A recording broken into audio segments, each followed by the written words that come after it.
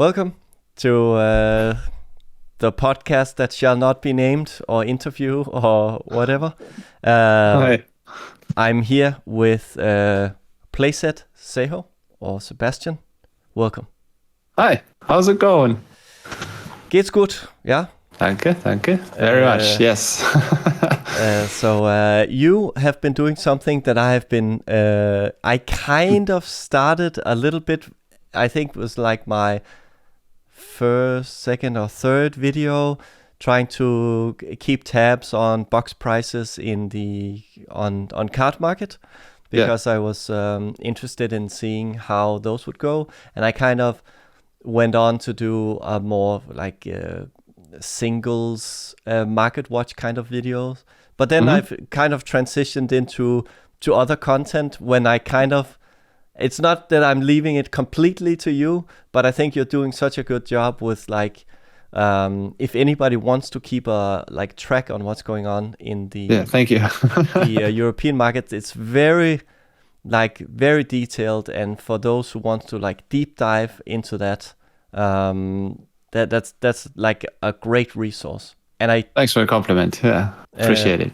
Because that was kind of one of the primary reasons that I got into YouTubing, was that I thought I was seeing all these American market watch videos, and I was like, there's nobody really doing that in exactly what I thought. Yeah, exactly. And so I was like, well, I'm gonna write down these prices. Yeah. But I thought, well, it's going to be easy in the future, because with all these API accesses, I can just, scroll all these data from the page, and that's going to be easy. And like some months after I started, I saw that, well, it takes up some time, so I'm going to ask cardmarket for the API access. And they were like, there's no way, you have to be a power seller. And I'm like, well, okay, I'm going to have 20,000 sales in order to become a power seller. I am at 8,300, and that's going to take 2 or 3 more years. So I'm going to be doing that for the next years. I'm going to track all these numbers, all those manually. So if anybody's watching, like, place at Seho, buy the things, and help him become a power seller. It's all good. I got record selling months. Oh, that's one great. after the other. It's crazy. I don't know why. I don't know how that just happened. It's basically should be the transition from World of Warcraft to Flesh and Blood. Because, World of Warcraft is basically a dead game because it's not printed anymore. And Flesh and Blood, there is so much going on. It's always buying, selling so much faster than, World of Warcraft. I think it could even continue. So having more record months. So what card games are you carrying?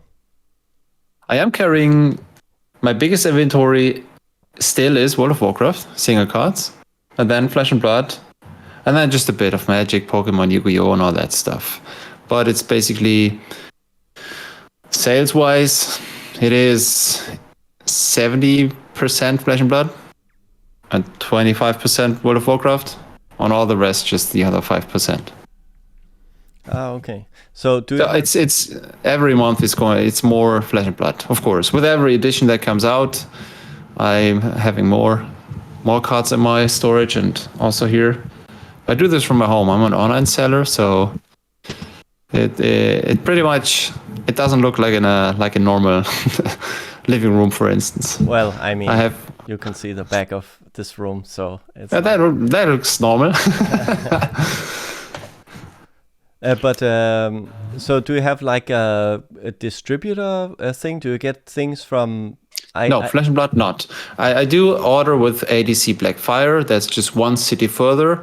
I could pick up things, but I'm always only ordering it. So I get packages, but I do not get any Flesh and Blood products.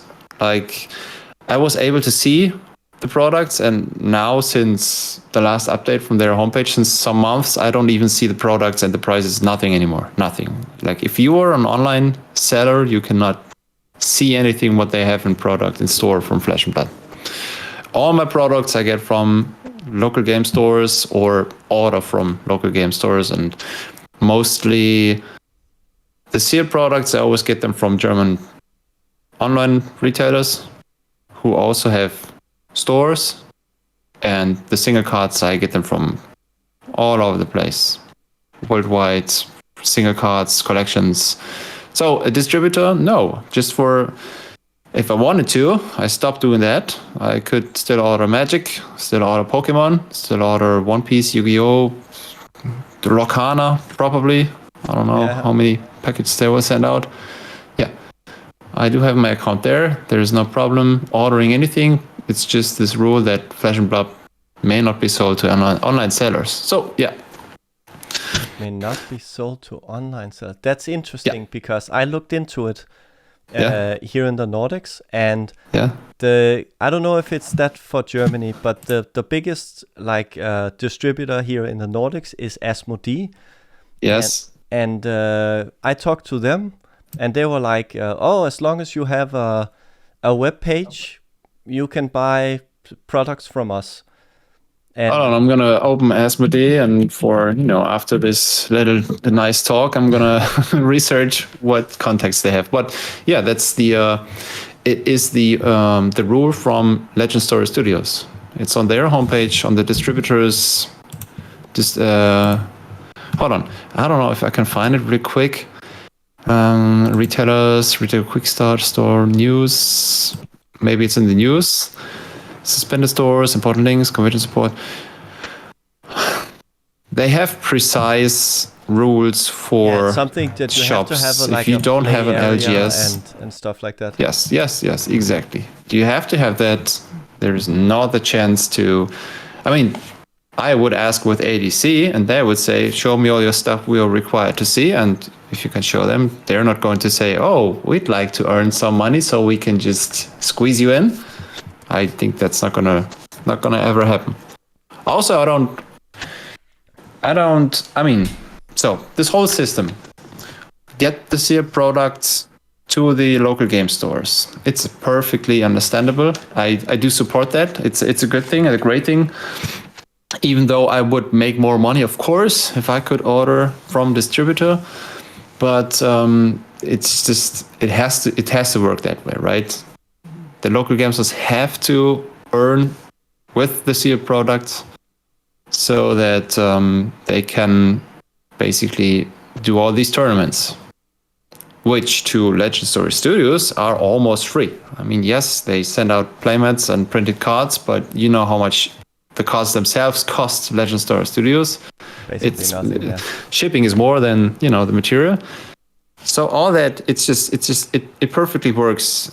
Unless there are stores like in the US who, trick the system, which they did big style in the past with Monarch, or just shops pretending they have a tournament legal brick and mortar.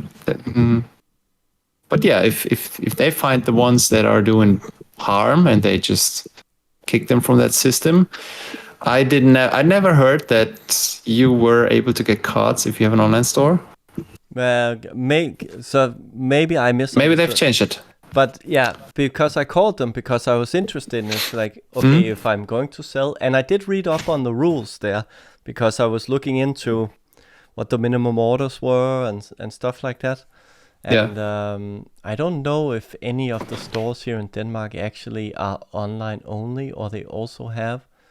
Maybe they do. Maybe I misunderstood. If you are online only, you may only sell single cards, and you may only get your products from other local game stores and not from distribution. There is no. I've written them several emails for several different topics, also because I wanted to know: may I do box breaks? May I sell sealed products, and so on and so forth? Since I get this from the secondary market, I can do whatever I want, and that's the thing. But think about this, like, of course, I always do have plans. In the past, it was like, how do I get first edition? Well, I have to have a local game store. And it was worth so much. I thought about opening one, hosting tournaments just to get the first edition products. Yeah, yes, of course, but it's not my hobby. I did start in February. I started doing this full time, so I could sit in my online local game store right now. No worries, no problems. I could do that. I could I would love that, I guess. Selling to people directly and then hosting tournaments. But yes, there's a lot of disadvantages, and I have so much time watching and reading for all these topics. Like, if I get thousands of cards in and I'm going to have to sort, what do? I start up YouTube and, just learn something new, learn something which, could potentially boost my business. So I follow all these content creators and all these. So, and you have a lot of mainly US guys who have local game stores, and they're not only talking about the good things, but also the bad things. So, and you're like, I'm going to have to think about if it's worth it, having to, people break stuff, people steal stuff, people, like, even if I think about this toilet situation, I'm going to have people cleaning and all that. So yeah. I'm like, oh, come on. Then you have to have, you have to offer snacks and drinks in order to, get in some of this. And especially since I live in Düsseldorf, it is so damn expensive having an LGS or rent anything in general. If I would go one city further out, it's half the price. Two cities further out, it's a third. Yeah, but less and less people each time you. Yeah. That's the thing. So, first edition product, that's off the table. There's no advantage getting those anymore. And if I think about, like, how many sealed products, how many cases do I buy? Like, if I buy 10 a month, I pay like 3,000. Yeah, so what would I pay if I had a store? 2,000? I don't know, I'm not sure. It's just, basic numbers. But if the rent is already 2,000, so I'm already, I'm down with that. Yeah, your margins are disappearing very quickly. Yeah. I would have to get products for 12, 13, 14,000, and then the rent would be basically free, would be the spread between distribution price and LGS price, which I pay. Like, next month I'm going to get Dusk Till Dawn again, and I'm gonna drive to an LGS and get some cases, and then just say, well, don't worry, I just didn't have to spend rent. It's all good. That's true. And during the pandemic, it was hard for them, closing everything, relying on money from the government. It can be hard sometimes. It's a one-man show for me, so if I'm sick, the shop is closed, and I'm not just not earning money, but it's also, if people go up to this place and see it's closed, they're not coming again. Yeah, for sure. So it's I should have to do this together with somebody else. But yeah, it's just this whole LGS topic. It is an option. I would love to have all this stuff outside my home. But it's so convenient for me. Let's be honest. I can work whenever I want. Yeah. How I want. I fulfill every order as soon as I can. If I get new orders now, while we talk, it's all good. I'm not gonna say, oh, I'm gonna have to work on this. But it's the first thing I do as soon as I'm free. I'm getting the new cards out, fulfilling these orders, and then I'm gonna work on the rest, sorting cards. If I get collections, I'm gonna have to turn off this tone. Thought I did that. If I get collections like 2,000 cards, that if I look at every card for 3 seconds, language, condition, then it's 6,000 seconds, and that's like what? 100 minutes. That's 1.5 hours. Yeah. Or is that true? 1 hour and 40 just for getting those out. And that is language and edition and condition. 3 seconds is not going to do. Yeah, then you need also to put them into the shop, the ones you want to sell. Yeah. Stuff. You're going to have to sort them afterwards. That's right. And then insert, take the right amounts, the right prices. Sure, yeah, that takes a lot of time. But I have a priority, right? So I have cards stacked up, which are sometimes I just don't want to. It's just like there's nothing else I'd like more than fulfilling these orders and looking how to get these cards again. It's just that's a great. It stayed like this for years, and since Flesh and Blood came out, this flame has never been extinguished. Never. It's just every day I'm like, if I go to bed, I'm like, what could I do? What could I do? Well, now especially for YouTube, right? I have things in my head. Or what could I not do? For instance, everybody's doing a market watch video. So I could talk about the top 10 cards here, the top 10 cards there. I did this for some times. I was like, well, it tends to be boring because everybody's doing it. Like you're talking about, I don't know, Vietnam Spring Tuning for the 10th time.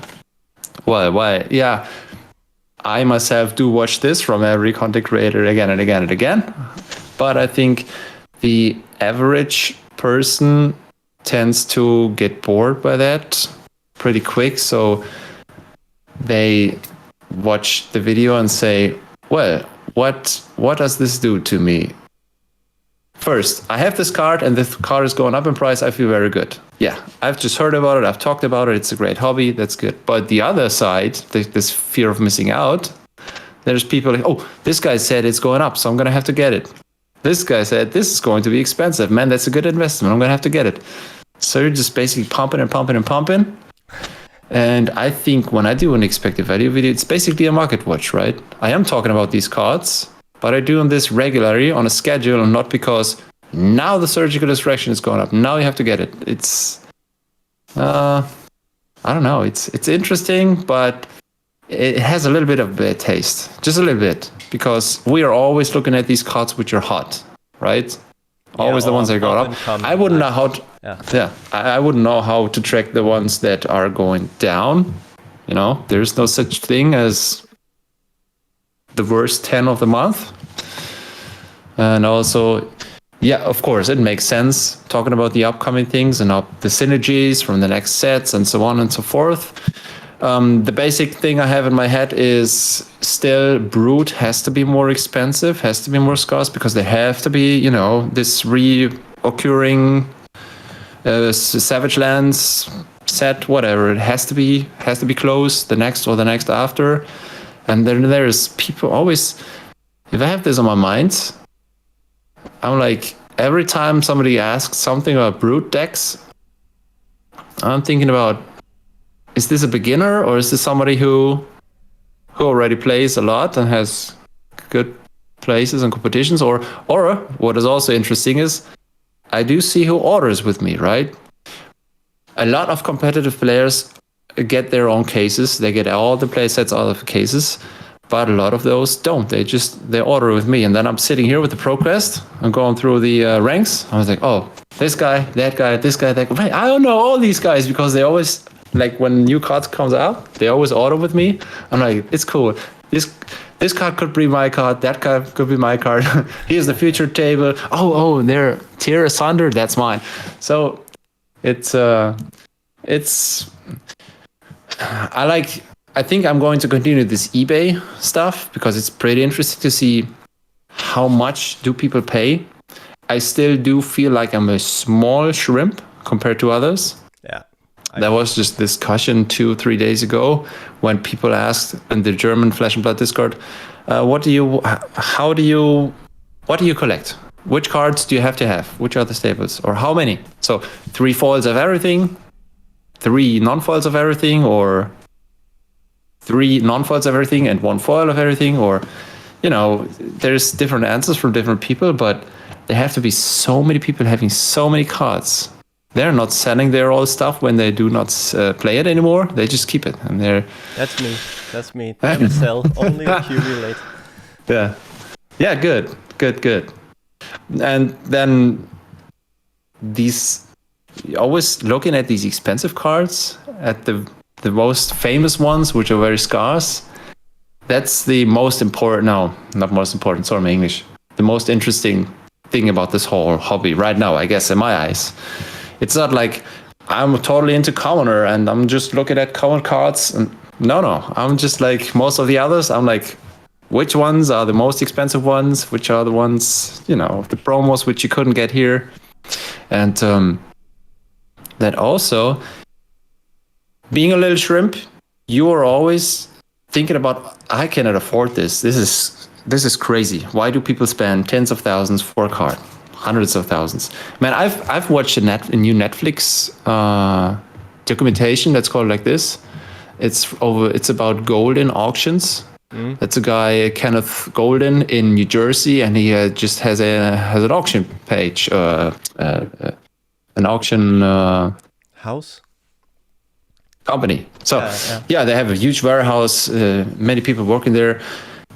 They're buying and selling mostly the stuff that I like sports, most of it basketball, and then Magic, Pokemon. They also have Flesh and Blood on their homepage, and like that's top notch. You know, they work with celebrities. They have the richest people buying from them. It's not like eBay. It's really sophisticated, and seeing those cards for millions. It's crazy. They've mentioned, the Pokemon cards. He was there with Logan Paul, 5.3 million, and he wanted to sell this one card for 7.5 to another one. They tried to get a basketball card last year. That was from last year. Right now they're recording for next year. And then this LeBron card with 3 patches from 3 different jerseys for 2 million, and Formula 1 card for 1 million. It's just, that's nothing of... I do think we will not achieve this, having cards in any of these boosters, which could make you a millionaire. I think this could never happen. Well, my because I don't think that it will happen in Europe. What I'm noticing, and from the people that I talk to, and from what I've also learned from trying to run a startup in Europe, is that just there's an abundance of cash in the US, for example, in other markets, in Asia and North America. People just have so much more money, and that's why that prices on some of these things would get ridiculous, because I think there are a lot of I don't know if it's like a European mentality or like a Nordic mentality, but I think there's a lot more, I wouldn't say common sense or calm about people here in Europe, because I think there's okay, come on, let's be serious. Like 2 million euros for this card, I could buy a second summer house, or, I don't know.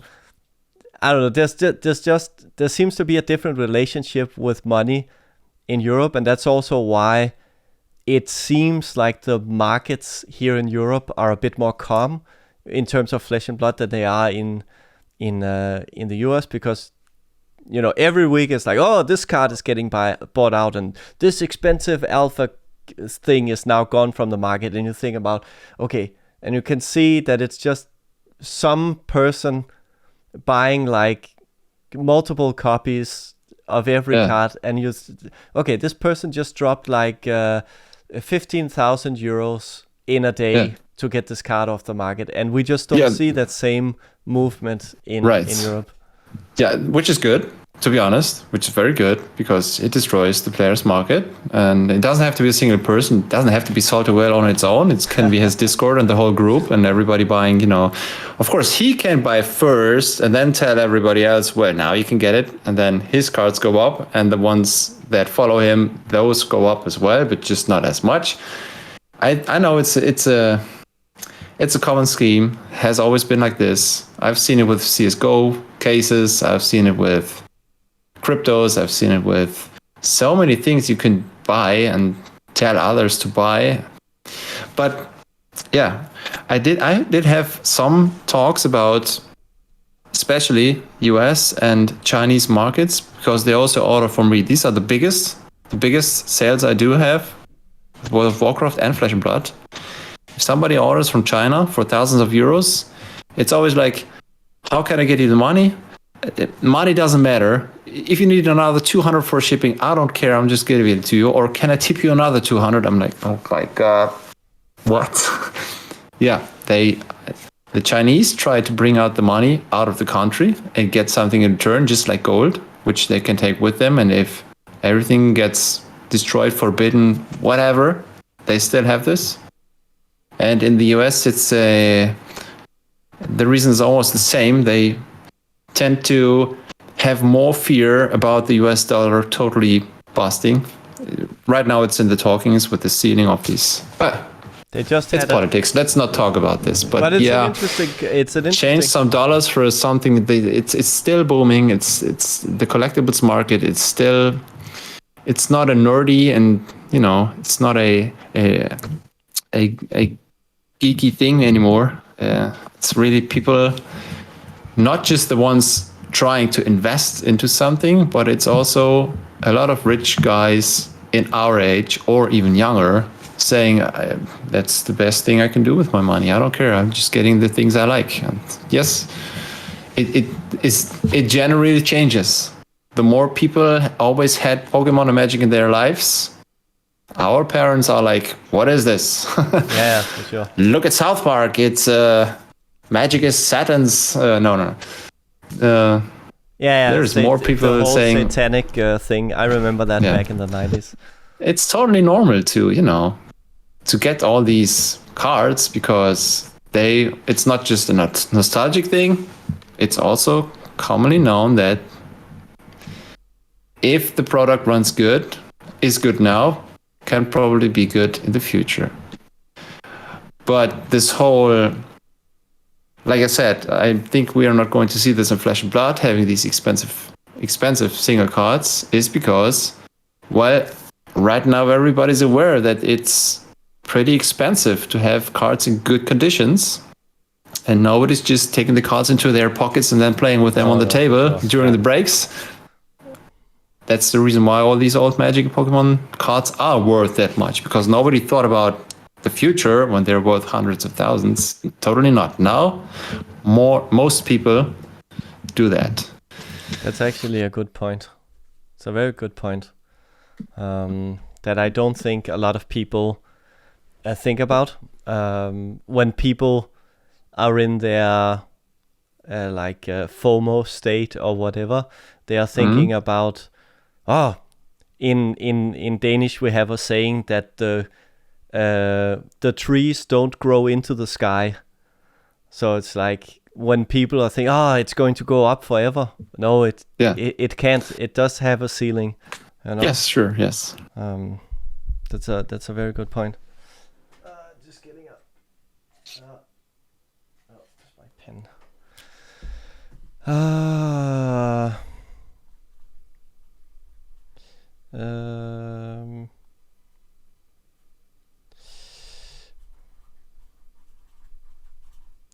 Now I'm the one taking notes. All right, good. I'm going to open a document here as well. But being a seller, I'm interested. What are some things you have? So you've been a seller since February of this year? No, full time. Full time. It's the first time I always do this without having any other jobs or own companies or whatever. It's only this. Okay. And how long? So I've been a seller since 2008. Okay, 2008. Let me check on cardmarket. Where can I see this account? Yeah, November 2008 is when I started cardmarket, but it was not professional. It was a private account. And after some years, that was because of World of Warcraft. World of Warcraft came out in 2007. I played it. It was great fun. I did attend a lot of tournaments, small and big ones. And this whole loot thing inside of World of Warcraft, that just brought me to the point where I thought I can make some money and have fun with it. And I don't want to, tell boring stories or long stories, but I did sell too much, so Cardmarket forced me to have a business account. They have certain limits. I don't know if it's sales or euros, whatever. They said, well, you may continue selling if you show us your professional business papers, all that stuff. So I did this, and ever since 2009, 10, I did this professionally on cardmarket. I always sold on eBay, always, since 2001. Since 2001, I sold on eBay. I always bought stuff and sold stuff. Most often it was computer hardware because I was always into that. And not only during the pandemic, there always have been years of products not being produced enough, and then people paying more prices than retail. So you're a scalper, is that what you're saying? I basically was a scalper. I never took out my credit cards and got any bots and bought anything in masses. But yeah, if I had the opportunity to get, like I always get one new graphics card. And I had it here, the best one. I was like, it's not worth putting it into my computer because I can get 200 euros more. I'm going to sell it. So I was, there was a time when they forced me to make a business. I was like, well, now I can do this. Now I can do this for real. And I got PlayStations, endless PlayStations. I remember piling them up, like these, the boxes, piling them up to the ceiling in the bedroom. My girlfriend was like, come on, this has to change. You're going to have to do something. And that's why I've gotten this storage and the office and the hall, which I don't have anymore now, because now I'm just dealing with small single cards. Well, if you have 1 million or more, then the size is a problem again. But yeah, right now I'm taking 100 Magic sealed displays out of my storage, and I'm selling them to have more space for single cards. Also, I don't see Magic. I do see Magic. Well, maybe it's not a good point in time. Everybody was pissed because of Magic 30 and all this overprinting and price increases, but people tend to forget very, very fast, and they've had three record-selling editions, and Lord of the Rings is going to be even bigger and better. There is no way this can fail. Have famous last words, though. Yeah, but I'm selling my Magic stuff because I don't want to have anything to do with this anymore, because I don't like the game anymore. And it was totally pushed out from Flesh and Blood, right? So every year now, 4th year in a row, I was like, this game is so much better and it's so much more fun. Seeing all these communities, like, it's so toxic with Magic. I've watched stuff on YouTube, endless stuff. Shifted to Flesh and Blood, have seen all these new content creators, and I was like, this is after years, it's still so much positivity. It's all so good. Yes, there's some little beef here and there about cards and tournaments and content, whatever. Doesn't matter. But having the content creators who really specialize in, deck building, reporting from tournaments, or talking about spoilers, or talking about who is in this hobby, from artist to, I don't know, cosplayer to whatever. Everything is covered, and it's already such a complete community where everything is driven by James White. And for instance, me as a seller, not having to have fear about getting posts from lawyers who say, well, you have not followed this rule or that rule or this rule. Spoiled like, set you write an email. Pinkertons. Yeah. I write an email and ask, hey, is this cool? Can I take this picture as my banner on YouTube? Yes, you may. No worries. You support content creators. Can I sell this? Can I do box breaks? Yeah, no worries. You can do this. Basically, it's common sense, right? You may not do fraudulent things, but being able to use their material and all that stuff, that's a pretty huge advantage for just producing some. I don't consider myself a content creator.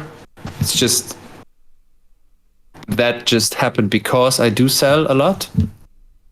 And because I do sell, I always ask myself, what is this worth? What is that worth? And that's why the whole expected video thing came up. I just had to do this. I knew it was there for Magic all the time. I've seen it with Louis from the US, from Kitchen Table TCG. He did that with Flesh and Blood. And basically all I did was I continued that. I didn't take his stuff. I built it from the ground up, totally new.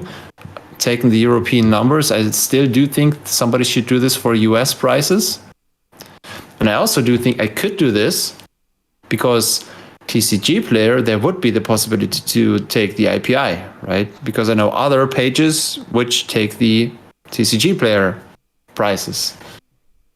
So I guess if I had the knowledge, I could just easily put something together and then have European prices and US prices, which would be very interesting. Half my viewers are from the US. We were talking about the discrepancy between the US and the European markets and how there's like these arbitrage opportunities there.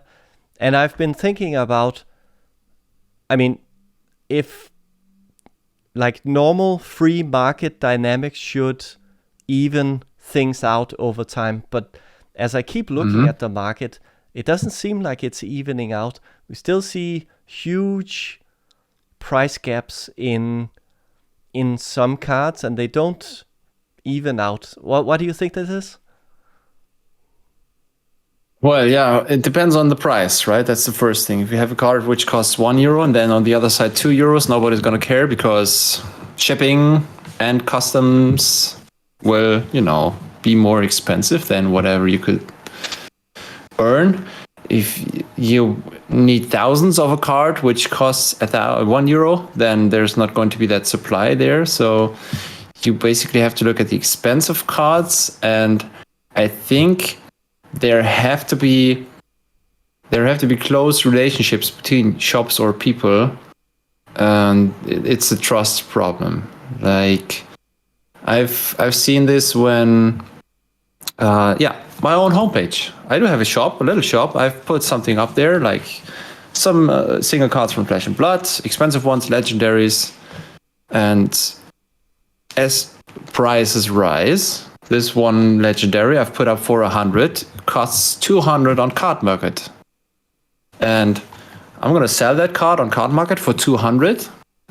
And then I do have different places where I do have my cardmarket inventory and my homepage inventory next to each other, and I don't always see that, but it was just last week with. Let me look it up. What did I sell? It was Shiana. Yeah, Shiana got from 60 to 120 to 118, and I've had this on there for 119, and nobody bought it. And that card went to 200, and I was like, why is nobody buying it from me? I did have a lot of sales in the past, so the shop is working, but nobody just wants to order from some Shopify store when you don't know if the card is coming or you're getting scammed, and they have to be trust and stuff. And if I sell to the US and nobody knows me, I mean, I've been living in the US for high school graduation. I did play basketball there, but I didn't have a single business relationship, right? So even if somebody asked, can I get your stuff? They still have to make sure that it gets there in the condition they want. And well, I didn't even look into the spread of the expensive card prices first. So if people like you and me, we see this, we see one card which is at 500, the other one side it's at 300. We are like, including shipping and including taxes, it should still be worth it. Why don't we just buy them? First problem, do we have the money for that? So cash flow is one thing, right? If I say it costs 300 plus shipping and taxes, maybe 420 compared to 500, which it costs here, that's 20% or 80%. Sorry, 500 to 420, 84, 580. It's less than 20%, right? Yeah. So I could buy other things. Just one simple example. You would have to have somebody with a lot of money ordering a lot of stuff. And I think that's every time when the spread is too high, it does happen. Then there's somebody from the US. They cannot buy on cardmarket because that's only for European buyers. You have to have an address there, or shipping forwarding, which is the most common part. I do sell so much to Taiwan, Singapore, China, Japan. Everybody's ordering inside Europe over France or even Germany, and then shipping forwarding to their place. And the US, most of the time it's somebody's writing me. They made a cardmarket account with a European address, but that just doesn't exist. And they just made up this account in order to write the sellers. Then they ask, well, I'm from the US. How can I get this product? And then I'm like, I can put up an eBay auction on ebay.com, or you can buy it from my homepage with a credit card. The possibilities are there. And then it's just a matter of, first, they are from the US, so it's not a problem skipping cardmarket. They want to earn something from your sales. If you get contacted, they should get a provision, but they don't, because I cannot sell on this platform. And if you are past the point of where you say, well, is it my fault? This guy wants to buy something, he cannot do it here, I'm going to do it on eBay. Well, then be it that way. The thing I wanted to say is, always when the spreads are too high, I think that's always when somebody asks, can I shop in your inventory? Can you put this up for sale on eBay? I do sell a lot not a lot. I do sell to the US every once in a while, and it's always those cards which are not available over there. Of course. Why won't they order on TCG Player? Because the price is too high. Yes, it happens. I don't know how many sellers do sell to the US. I know from local stores, like store owners who are on YouTube, store owners who go to the big tournaments. Every once in a while they talk about their sales, what they get in the US and what they sell to the US. Yes, it's basically always the same. They sell the German products, the Black Borders, or the European Black Border heroes, and they get promos which were US exclusive, of course. I think private buyers do, depending on the spread, they do contact, they do buy, and it does happen. Not just with me. I'm not. Oh, that's an interesting thing. I would like to know where do I stand compared to my competition? Single card sales or single card volumes. I would really like to know this, but the only thing you can compare or track is how many sales and are these small or big sales. That's the only information you can get from cardmarket about your competition. It in the end, it doesn't matter, but I would like to be able to see how big is the complete market. How much more potential to grow do I have? Because, like, if I sell for 15,000 a month, and then is this the most I could get because there's not much more demand? Or are there 20 other sellers who sell more single cards for more than 15,000 a month? So I always do have this in my head, like, could I just get some percentage of the other stores and sell for 20,000 a month? Because the volume, of course, correlates with your profit, correlates with, can I pay my bills and can I do this over the long run? If I have a bad month, summer is going to be awful, I guess, again, like always. Last year has been the only exception. The last summer was great. I didn't see less sales. Well, I was on vacation for 3 weeks, but yes, other than that, July, August, I had normal sales, which is unusual. Yeah, summer, I've run my own businesses for over a decade, and summer months were always like, awful. But then in my businesses, at the end of the year, because I had government contracts, at the end of the year, the government will always spend extra so their budgets don't get cut. Yeah. So like December was always like Yeah, it was always nice to send bills out in December, for Yeah, example. sure. Yes, it's always like this. Also over here in Germany, sure. So, but I've only seen that. Where did I see that? It was on your YouTube, right? That you are working on a Counter-Strike corporation, a clan, and coaching. Do you have courses for beginners, or do you coach good players? No, actually, or both. So I'm a physical therapist by training, and a businessman or like business developer second. So basically, I was brought in. They had an education department for mostly kids. So like from maybe 9 or 10 up to 15 were most students, and maybe 90% were Fortnite students. And I was not in charge of teaching the students. I was in charge of running the business of running the teaching, you know. Okay, good.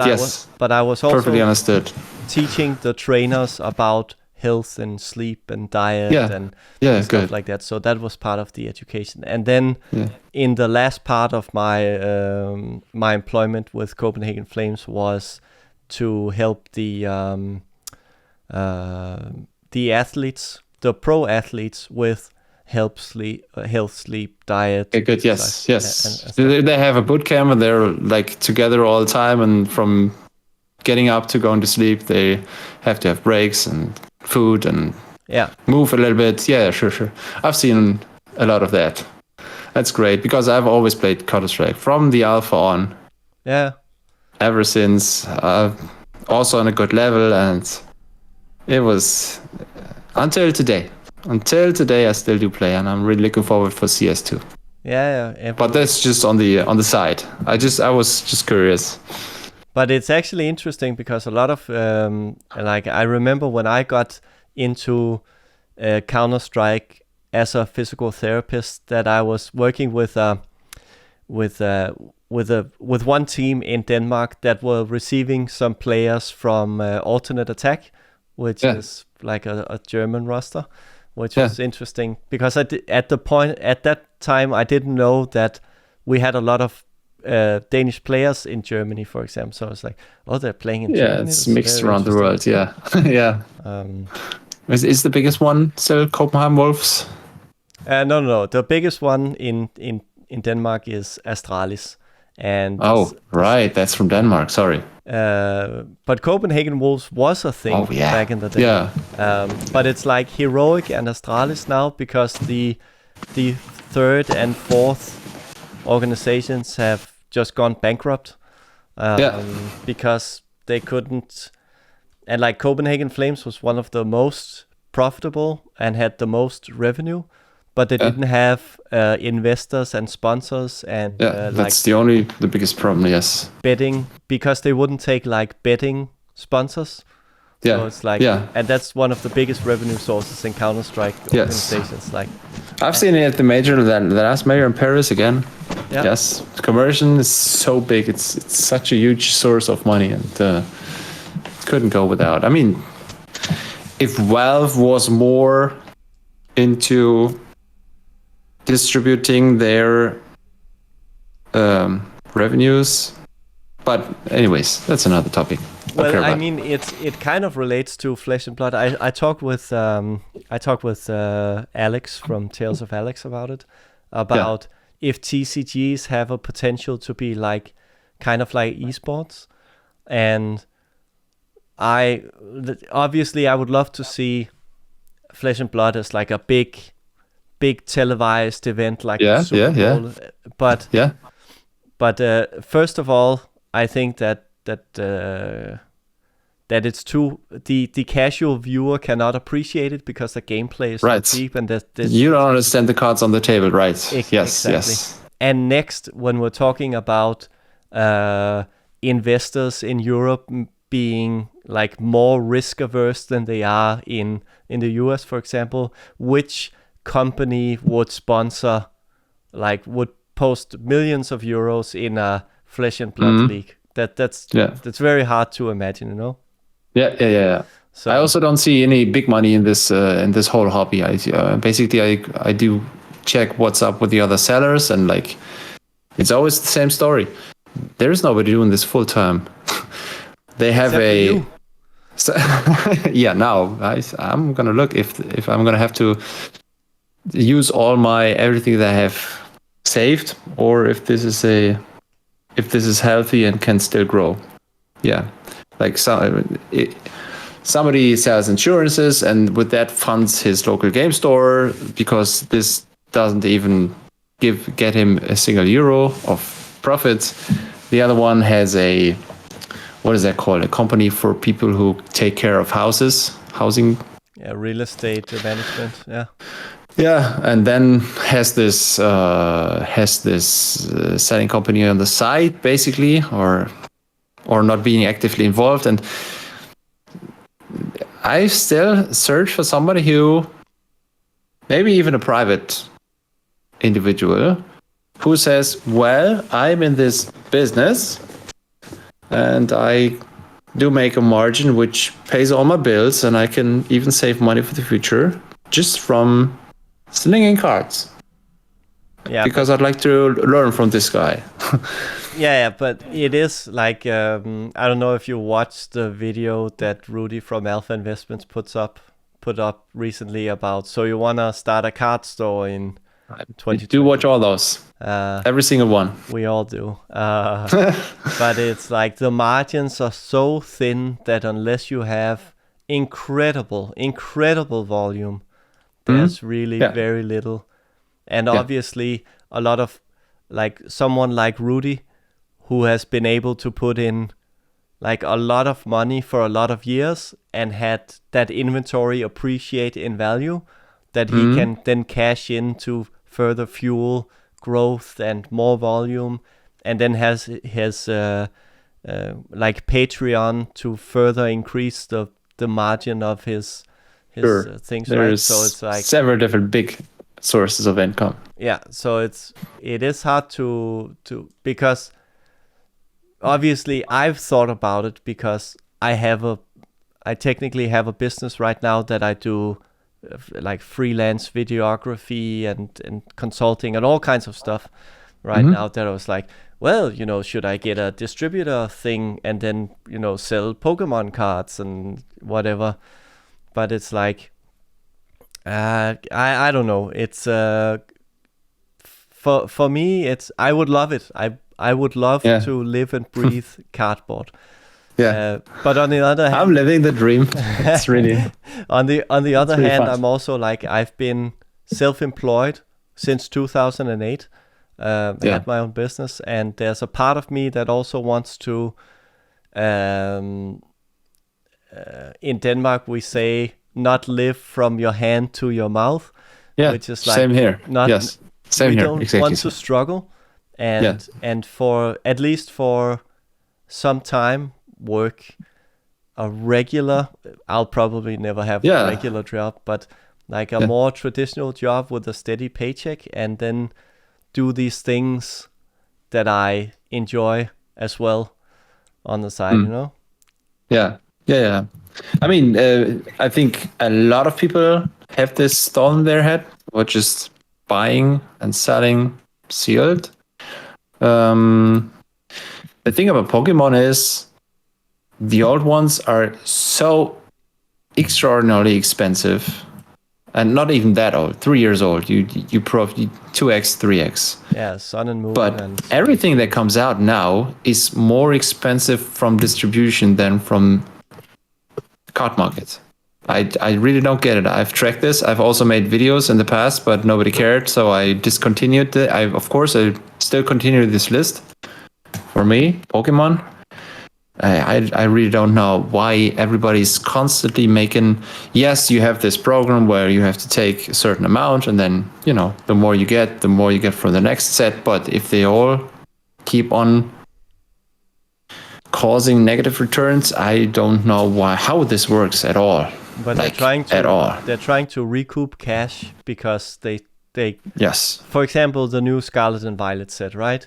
People they believe that it's overprinted and the pull rates are too good, so people don't want it, so they're dumping it to recoup cash to buy maybe Paldea Evolved or Obsidian Flame, which rumor has it that they will be printing less of Paldea Evolved because Pokemon or Game Freak or whatever were unhappy with the with how the set performed the first Scarlet and Violet, you know. Yeah. So maybe it's that. Of course, I don't have a crystal ball or able to read the minds of these sellers. But I mean, if you look at Pokemon historically, like what was the story of a set like Chilling Reign or Fusion Strike or even like Silver Tempest or Lost Origin, you know? Oh, it's overprinted, you know, it'll never go up. And then now, you know, €100, boom, boom, boom, boom. It just, I wouldn't say it just keeps growing, but I think that we will see a similar story with the Sword and Shield sets, like we saw with the Sun and Moon sets. And like the Sun and Moon sets, like even a bad set like Crimson Invasion and Guardians Rising or whatever it's called. These are good sets now that have appreciated immensely. And we've already seen that with the Sword and Shield sets. So it's like Pokemon is it's such a large that's if we are going to relate this in some way to Flesh and Blood, so we don't get completely on a tangent, it's like if there's one thing that I would love to see is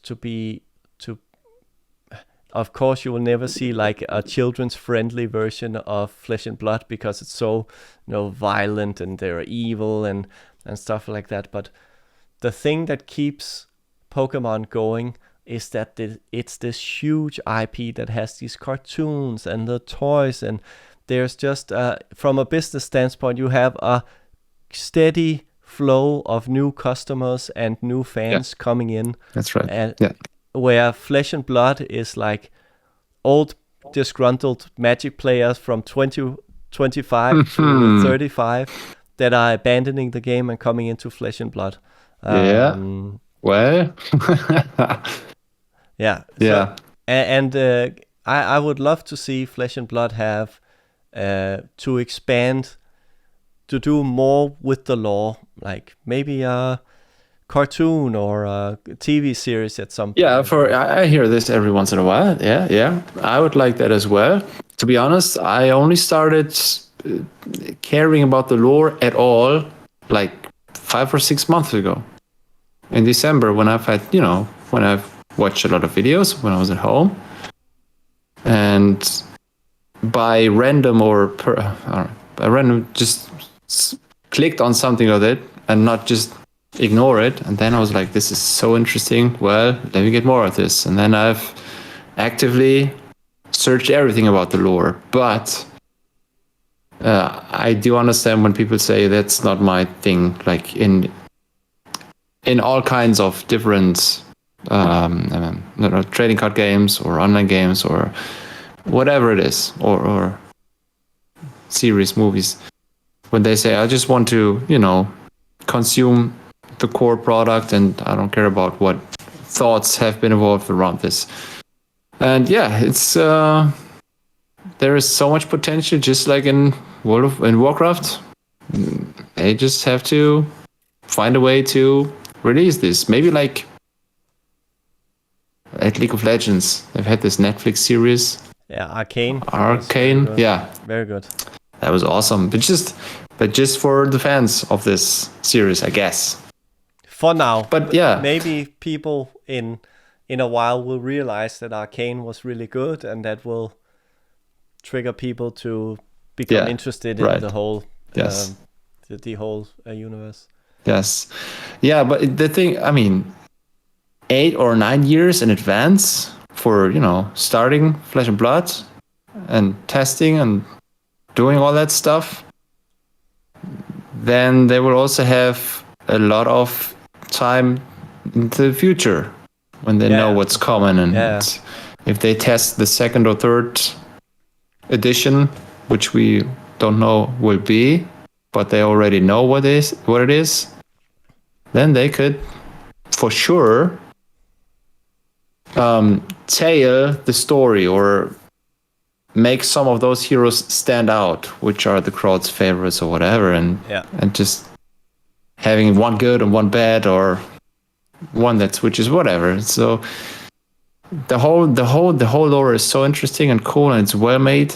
And which I mentioned before, this Savage Lands Brute set, maybe if we have to visit it again and if it will come out, that's a classic. That's a classic set. This evil surrounding for. Actually, I saw something interesting on the internet the other day. I just need to get a card to show you. Yeah, go get it.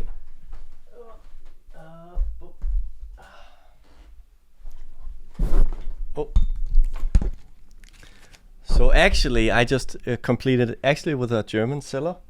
Shout out to Teklo Foundry. Got my my Skeptical Leathers. Yes. That is Welcome to Rough Rainbow Foil. Yes, exactly. Good. Let's see if we can get it to focus here. I think. You should have to get it out of the top loader or the penny sleeve. Even if you just want to. Let's see if we can get the camera to focus first. If you can see, someone mentioned that this bottom corner, if you can see, it's very hard to see, but you can see the spider. Yeah, sure. Outsiders. And you can yes, that's Outsiders. And you can see the new Luminaris thing from Dusk Till Dawn here. Yeah. So it's kind of this way is the progression. It's going that way around, clockwise, counterclockwise. And yes. You can see this. Yeah, that's Savage Lands. It's the Savage Lands. It's the Skullhorn skull, and it's the Savage Land plants you see from Savage Feast. So it's like it's a very interesting tale they're telling, and it's like you say, it does seems that it's very planned out, and I'm looking forward to seeing. Like, I'm a Brute player. I used to be an Azalea player before it was cool. Now I'm all in on Brute, and I'm looking into some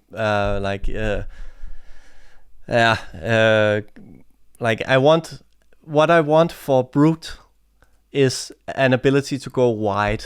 Like, I want to do like Wild Ride and Pulping and Breakneck Battery and Barraging Bighorn. Like, I want to go as wide as possible, you know? Yeah. And I want to see that in the Savage Land sets. Or maybe Dusk Till Dawn, there will be like an engine, a new Blue 6 or something that'll make that happen at some point. But don't think so. We will have it, sir. We will have it. Not in Dusk Till Dawn. But we don't know. It's all speculation. Let me ask you a question. Yeah. As a seller, going from small time to a little bit bigger, what are some of the most important things you've learned transitioning from small to a little bit bigger? Well, the most important thing for transitioning is, of course, the cash flow. You know, you don't want to decrease your inventory, you want to make it bigger. And then it's the first basic step is what do I have to pay for living? And can I make this much money with my sales? And since I had all these years in comparison and a trend that it's getting better and bigger, I thought about what is a bad scenario? You know, what could happen? Like the margin, if it's worse, if I have more competition or whatever.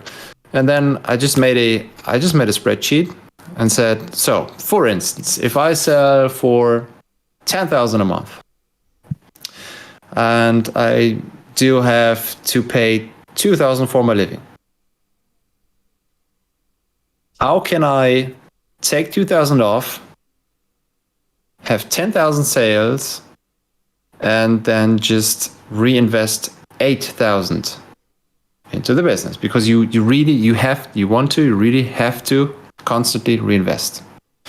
If I do this, if I sell for 4,000 and 2,000 are off. I can take the other 2,000 every month and double them to 4,000. That's not possible with cards. You cannot double unless you, I don't know, you trick the state and you don't pay taxes or whatever. But that's the thing. That's the basic scenario.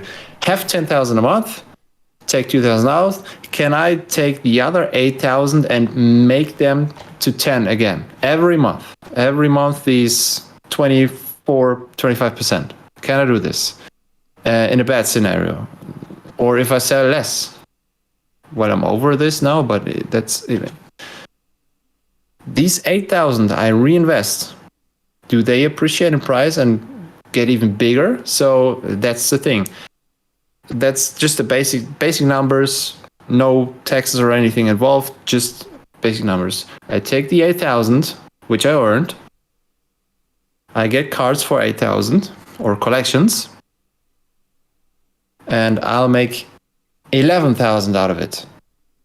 You know, so I'll have 10,000 for the next month, and the additional 1,000, that is what I spread around. I get Pokemon products, I get Magic products, I get cryptos, phones, you know, stocks, that stuff. And I said to myself, well, if I do transition, what do I need to have? I want 3 months in a row of a minimum. And if I do this, and if I have a trend, an upwards trend, there is not too much that speaks against it. Even if Flesh and Blood breaks down and I have to live from my savings for the next, 12 months, I can still go work for a company, for a boss. But it's worth trying, you know. The thing that if I work somewhere and it's not maximum flexible or not home office, I'm always getting hindered by doing my main focus work here. So I just ask myself the question, can I live from the money that I make now? And what can I do if there are some bigger problems? And I just went for it. I don't care. I do this since years. And I think the only problem or the only thing you need is the cash. If I was going to go to the bank, which I don't like, I'm not doing that. I could do that, of course. I could make more money than I pay the bank, which all these years have shown. And the other problem is you have to think about these two different investment categories. You know, the one that is you turn it around instantly, that is for the cash flow. You could sell it again and again and again, a week and a week and a week and a week later on, you could, you know, get it in. And the other things that are dead money, which are laying in your storage for years, and you know it's there for years, but that one is low risk, low reward. It's just sitting there. And the other thing is basically high risk but high reward. Yes, if I get single cards and a better equipment comes out, well, that card drops in price and there goes my investment. Yeah. And I've had one video where somebody said, look at this, like stocks for little companies. Each one of those. You have the Eye of Ophidia company, you have the, oh my gosh, the Arknight Shard, yeah, whatever. All these are companies. Would you invest into this? Would you think that it's going to be worth more in the future? I'm like, yes, of course, yes. So I came to a point where I said, it's really all about these high-priced, high-quality scarce cards. Everybody wants them. There's people who do not want or who really can't afford those. Well, there's limits to me as well. I don't like dealing with cards above 1,000 euros because it makes no sense. It's totally stupid. It's not rational. I know that these cards are the ones appreciating the most. I see this with every expected video now. I see the Fable going up. I see the Legendaries going up a bit, and then, well, nothing else. So the already expensive cards are getting more expensive because the demand is getting bigger. And then just this grading. I mean, that doesn't have to do about my decision to do it full-time, but grading is another topic which I do think has so much potential now that I've gotten it. Ever since I always sold my expensive cards, I had to recoup some cash. And the buyer just turned it in for grading, sold it for 3 times the price. If I had done this, the whole thing from unpacking to grading and then selling it to the high-end collector, I would have earned so much more with hundreds or thousands of expensive cards.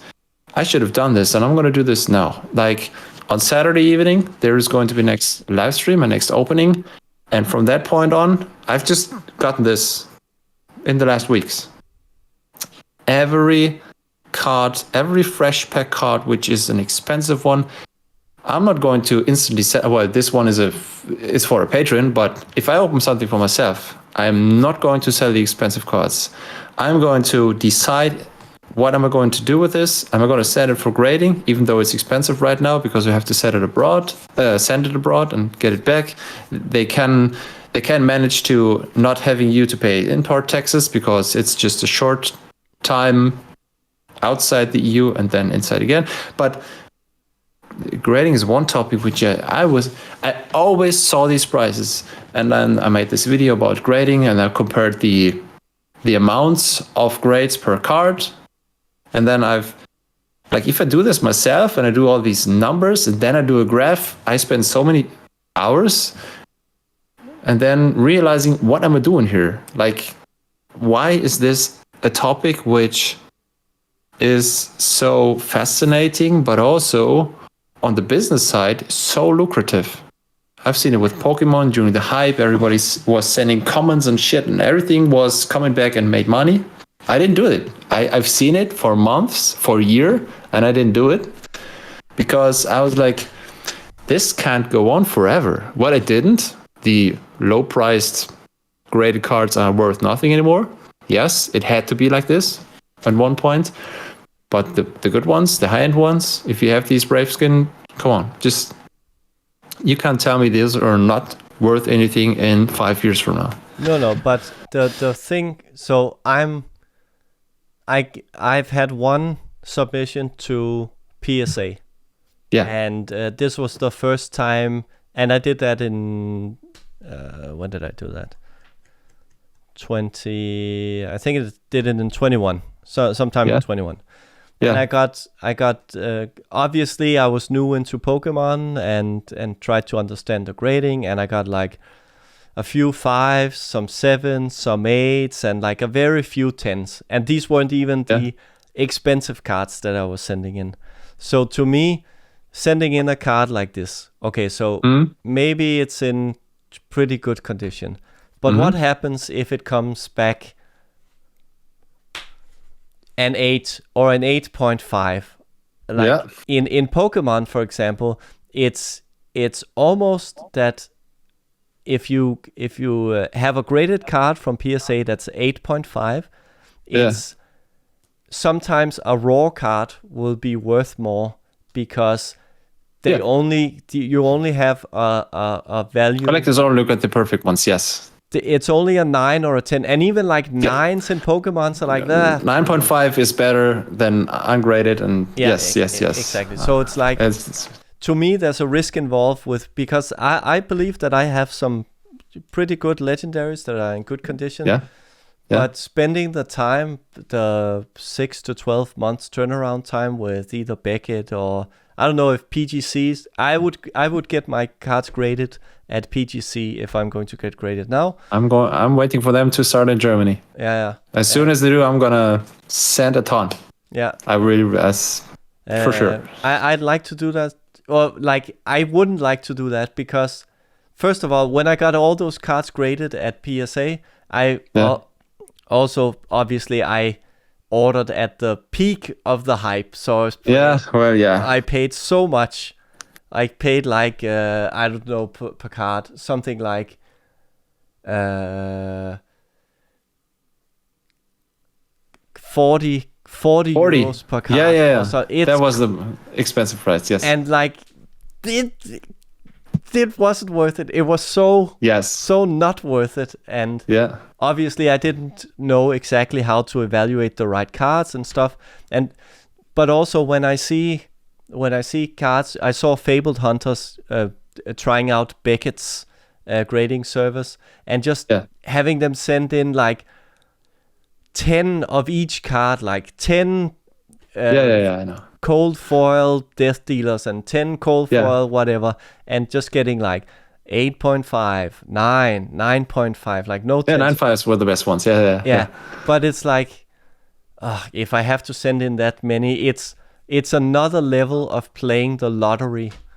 Yeah, right. Which obviously, if you've seen my previous video about me not liking to open boxes, is like I don't like the gamble.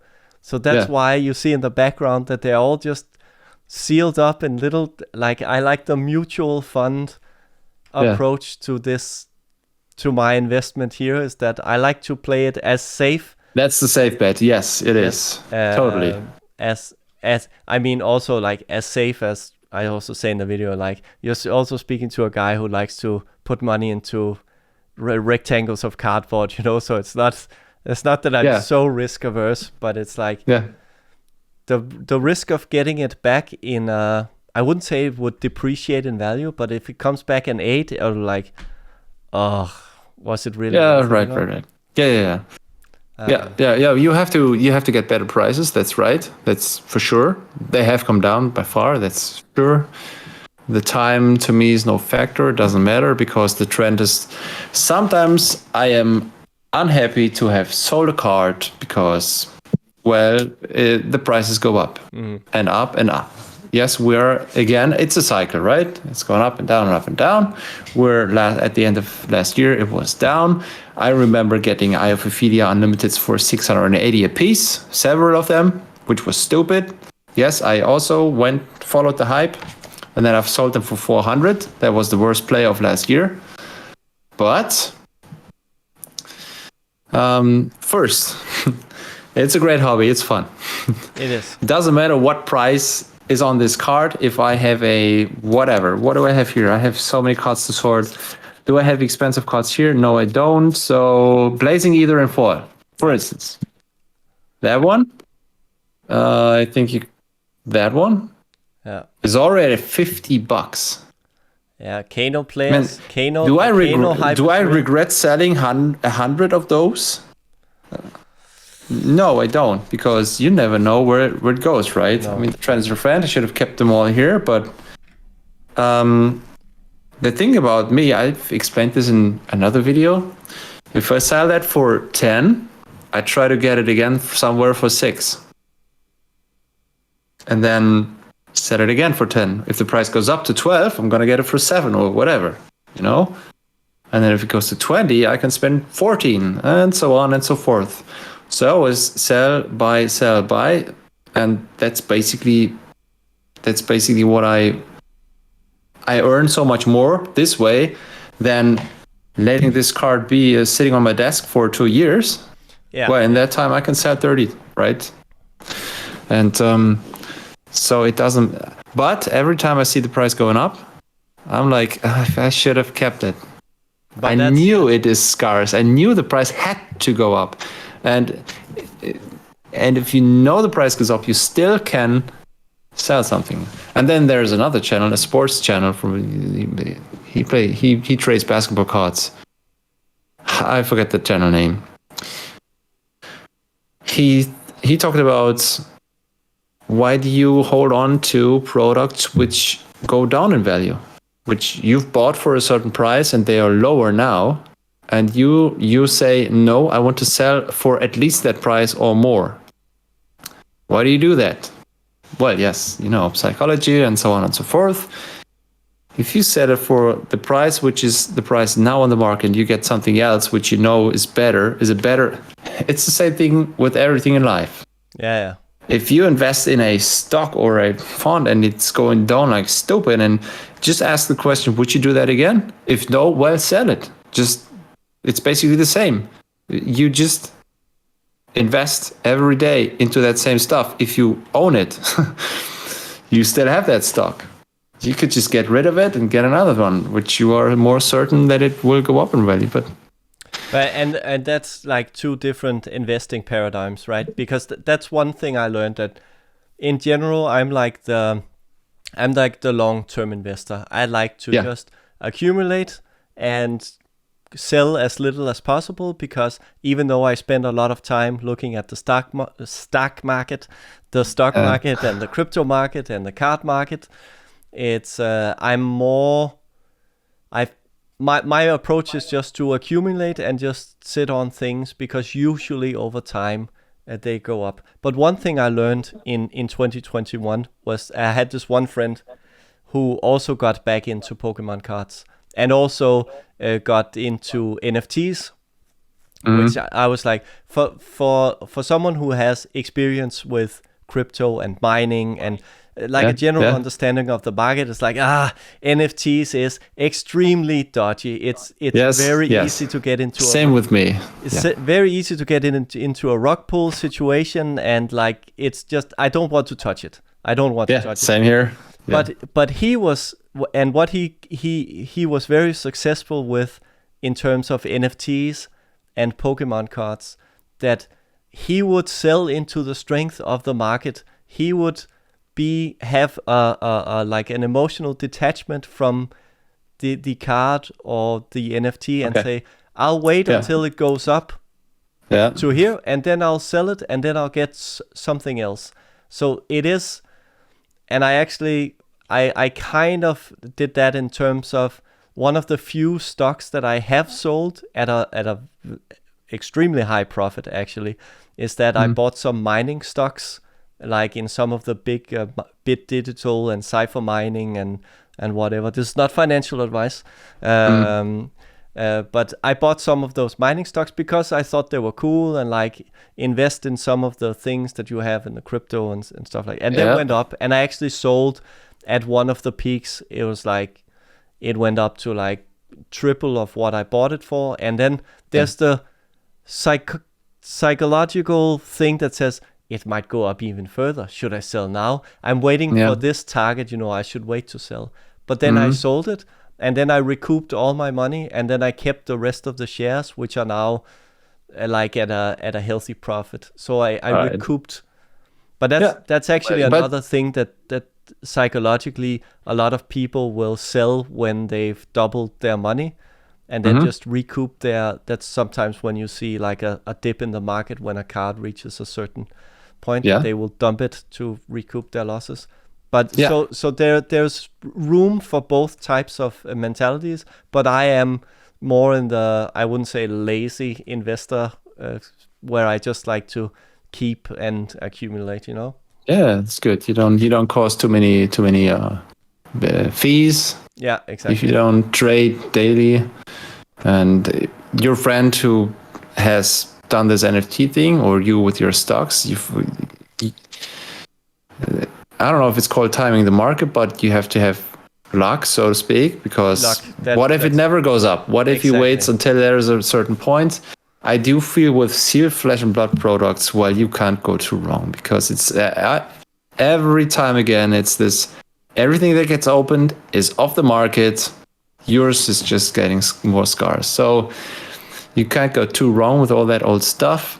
But there's certain prices which I like.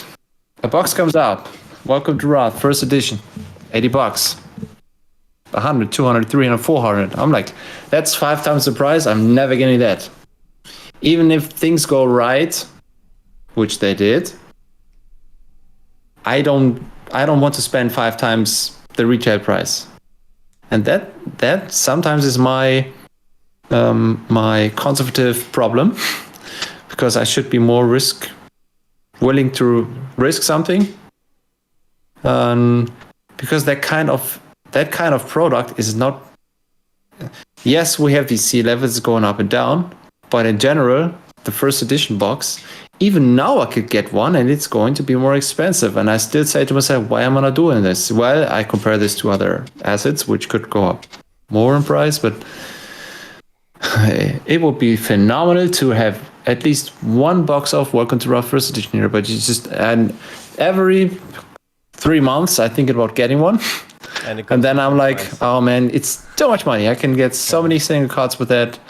Or I just get a starter brick, 8 starter Welcome to Wrath starter packs cards, which also have been going up in price like stupid. But yeah. But it's an interesting psychology, because I remember in like the autumn of 2022, I think, I was looking at, the market was down in Flesh and Blood, and I was like, it feels bad, the market is going down, and why do I keep accumulating these Welcome to Wrath boxes and Crucible of War Unlimited boxes, and then I saw on eBay, because I have a friend in the US, then I saw on eBay, okay, you can get a Crucible of War first edition box for $400 shipped. Yeah. I'm like, okay, $400, that is a lot for a box. That is a lot for a box. But do I want to own? I want at least some of the meaningful first edition product, because like Monarch first edition, Tales of Aria first edition, it's just not the same, right? Yeah. And I was like, okay, I'm going to get this box. And then for the longest while, it felt so bad. Oh, it felt so bad. Yeah, because it was good. Yeah. It wasn't going up in price. And then, when the print run numbers came out, it's like, oh, these are really scarce, Or we already knew that they were scarce, but then we also saw that the unlimited boxes were unlimited, yes. And then the prices started going wild. And there is really some truth to buying the stuff that you like and then just kind of sticking to it. Because like you said, there's a limited supply of this. And as long as the game keeps growing, which is all I see, we had a record number of players at the Armory draft yesterday, which I got completely crushed in. Like, God, I hate draft. But it keeps growing, and the demand for these boxes will keep growing, and that's just. And maybe this is. Oh, I'm going to I need to go on this tangent because time is going. We've been here a long while, so this is something that I need to get out of the way. The Black Label History Pack 1 boxes. What is your take on those? You probably know my stance as well, or already, but I want to hear your thoughts about these boxes and cases and whatnot. Yeah. History of Black Label. I personally do not like other languages than English. So when they first came out, I was very skeptical, and I have history with World of Warcraft when they discontinued other languages and they went back to only English, but that was for another reason. It took some time until I understood that these heroes inside were so scarce and so special, and people from other countries, especially the US, wanted those. They don't care what language is on them. So I said, well, if it doesn't matter, it's just... What is my take on... Right now, I think they should be... Right now, they should be twice the price. And in the future, they will be even more expensive. I really don't know why History Pack 2 does not include any of these special cards. It won't sell quite as much. I knew this from the beginning. I didn't get any of this. And these low print numbers, I don't know why Italian was so low. Of course, that has to indicate that the sales in Italy were lower than in all these other 3 regions. But it's just, I've got more when I've heard about the print numbers. And that's an advantage of dealing with this every day. Like, as soon as it come out, I thought about what is going to happen and, played with some numbers. It should be twice the price right now. It should be twice the price for Black Border History Pick 1.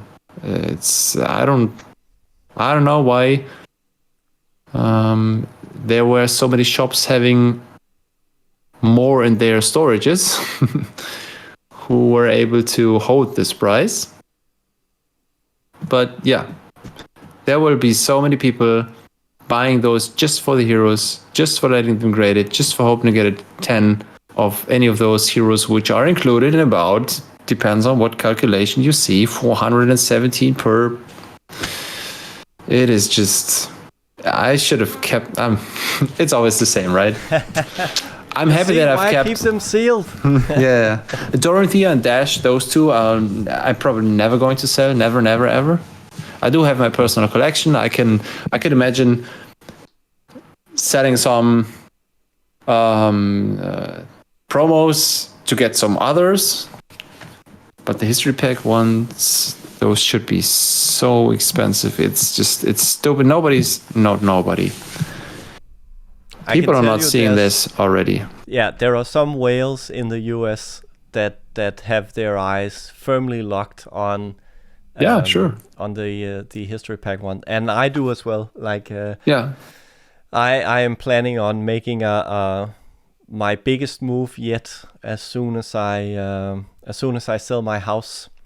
I'm currently trying to sell my house, and I will have probably a little cash in excess, and I want to, like, some of it is going into like a savings account, some of it is going into my pension, and just if I have a smaller amount, I will make a play on the history pack one, because that's a good thing. I'm gonna look at the card market right now. What is it, like 120 shipped or something? Which ones? No matter which language. Yeah, obviously, it's the second most sold. Yeah, is that so? I don't differentiate. I also see some relatively cheap Italian ones here for 110 a box. You can also get them in cases. So 100 per 100. That's nothing. Ridiculous. It's ridiculous. 100 per box. Hey, don't you do anything. Don't move the market before. No, I do sell. I have a whole. I didn't make it, but I wanted to start now on the first. It is the first. If you see this, we are recording this on the first. Yeah. Today I wanted to start sending these magic boxes, but I just didn't get to it. But I do have them all next to me, and if I have 100 for around about 150 on average, I will have 15,000 to spend, and I will get all of this to Flesh and Blood. I'm not going to sell anything out. I'm not going to buy one single card to make the price go up. I hate this stuff. I was also in, like, last week, your card market video, where somebody was manipulating card market, or tried to. There were actually 4 accounts involved, and everybody could, this swarm intelligence, or all these people on Discord, they were like, okay, this guy has this in my basket and this guy has that. So we pretty much figured out who did what. And I'm not going to do that, but I will get a lot of Flesh and Blood products, and of course the history pack 1 displays will be part of that. I'm just, of course, I did plan to publish on my Patreon what I am going to buy. People don't seem to care. I asked, do you want me to publish this? No, everyone was like, no, just do your thing, we don't care. We don't need any insider information or whatever. And I also do think that 15,000 at the end of the month will not be too much to move the market in any direction if I spread it out in expensive singles, middle singles, cheap singles, promos for myself, and all these different sealed products. Yeah. If I get first editions, it's going to be gone pretty quickly. So basically, we covered both our understanding of the scarcity of the history pack 1. I've actually, so speaking of those, I've actually been thinking about the the History Pack 2, right? It's not out in Danish, not Danish, in English yet. And I've been thinking, so these cards, they have. So basically, the other day I was thinking about. I just ordered 3 Command and Conquers in German. Yeah. And when I think about, so the Command and Conquers in German, they are they're around 50 euros, 50, 55 euros, depending on when you get. Yeah. You always have to pay a little more if you're getting a complete playset usually. Yes. But when you look at it, so there are 13,000 boxes of German Command and Conquers, right? And when you look at something like a Command and Conquer from first edition, which there are, how many first edition boxes? 16,500? Or is it 18? 18,500? 16 or 18,000? 16,667, I guess. Yeah. So I'm gonna look it up. Technically, a German Command and Conquer is more rare than a first edition. Right. Obviously, you have the less desirability of it being German, you know. Of course. But you still have the scarcity factor, and you have the. It's still a playable card, you know. So you still 16,700. You still have the playability of it, even though it's a German card, right? So I'm thinking, okay, so if this is 200 in a first edition and 50 euros in a German edition, there is a price discrepancy that I think at least will they will appreciate more because of the scarcity. Of course, we will see if people want it in the future, but I'm thinking also about History Pack 2. You know, if the Italian print is small like History Pack 1, then Great Library of Solana, the Grandeur of Valahai, and what's the third fable in that set? That should be Everfest. So Everfest is Corsium. So Corsium, Library of Solana, and Grandeur. So these, and I see the price on them. I think an Italian library is like 200 and some euros, and you see how many they are listed. I think last I looked, there were like 5 or 6 listed or something. And in my mind, you know, you can get this playable card that's probably very scarce at a discount now. If I had the disposable income, I would. Obviously, I like to buy sealed product and only shell out for singles that are play pieces. But that's a decent play. I understand everything. If I had disposable income, and it's not like I haven't gotten singles, you know, I have the unlimited Heart of Findle and the Eye of Ophidia and the Tunic, and you know, so I do have some nice cold foils and whatnot, but it's like. I can't justify. I need to turn off the ISO on the camera here. I can't justify spending that much money on singles when it's so volatile, you know. But I do think there might be some potential in History Pack 2. Way too long story short. I would. Maybe when to me personal, I would not get. I mean, I would never get French, Italian, Spanish for myself. I do get these cards every once in a while in collections when people offer them, yes, to resell them, but I don't want to keep them for me. And even if there's 10 times as many Commands and Conquerors, I still would prefer the English version. Also, price-wise, I really would. I personally would not care how many exist. Yes, if it's a 1 of 1, it gets very interesting. Yes, but I totally understand what you're saying, where you come from, and I they have to be more expensive. But obviously, and especially, how much will they go up? Sure, nobody can say any of this. We can only compare the past prices to what we think could happen in the future. And then, which I tend to think about more and more and more, this high end and the rest, because the spread is getting higher and higher.